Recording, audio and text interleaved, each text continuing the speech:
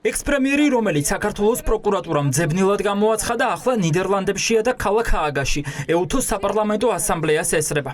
არადა გახარიას საქართველოს პროკურატურა ეძებს და რომ დააკავონ რუსთავის ციხეში ჩასვამენ. საქართველოში აღძრულ საქმეებს და სასამართლოს შეფარდებული პატიმრობის კანონიერებას, როგორც ჩანს, ევროკავშირის ქვეყნები კითხვის ნიშნის ქვეშ აყენებენ.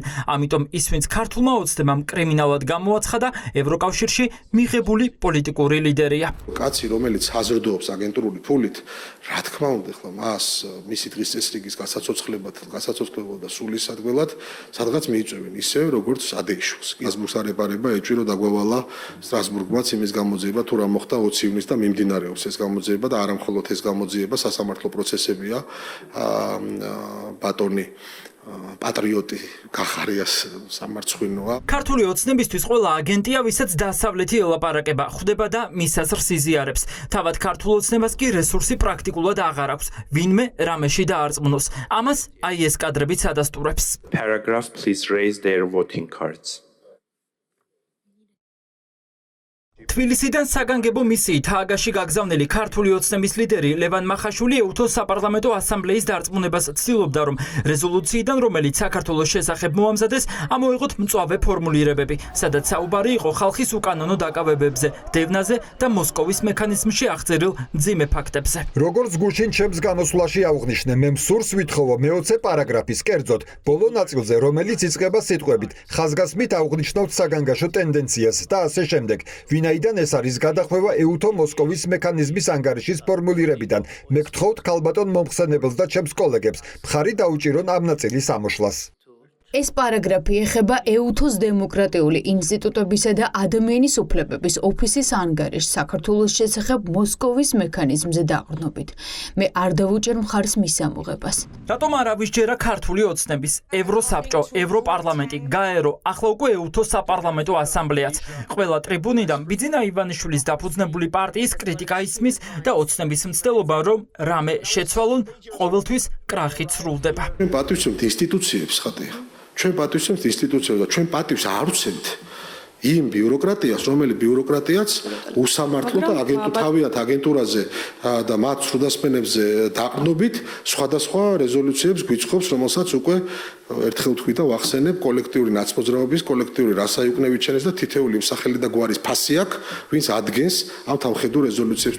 რასაიუკნევიჩიანე ევროპარლამენტარია. ეუთოს საპარლამენტო ასამბლეაში კი რეზოლუცია, რომელიც ქართულმა ოცნებამ ვერ დაბლოკა, ამერიკული დელეგაციის შემუშავებულია. სწორედ ამერიკული კონგრესმენი ვეისია ის, ვინც თქვა, რომ ქართულმა ოცნებამ ქვეყანა პროკრემლისტურ ანკლავად აქცია.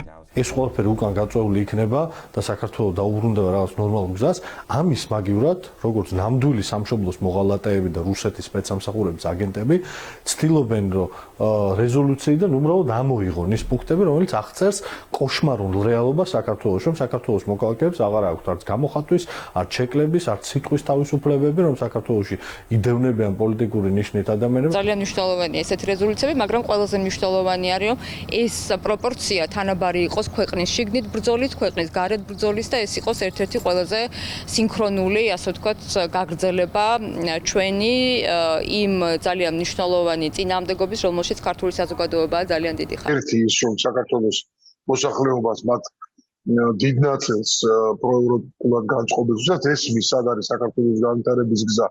მათი მხარდაჭერა, პროტესტში მყოფი ადამიანების თანაგზობა და მხარდაჭერა, რა თქმა უნდა, პატიმრებთან დაკავშირების, სინდისის პატიმრებთან, ჟურნალისტებთან, პოლიტიკოსებთან. ეუთოს საპარლამენტო ასამბლეა საქართველოს შესახებ რეზოლუციას 7-8 ივლისს დაამტკიცებს. მანამდე იქ ქართველი ოპოზიციონერი პოლიტიკოსები ეუთოს წევრი ქვეყნების დელეგაციებს ხვდებიან.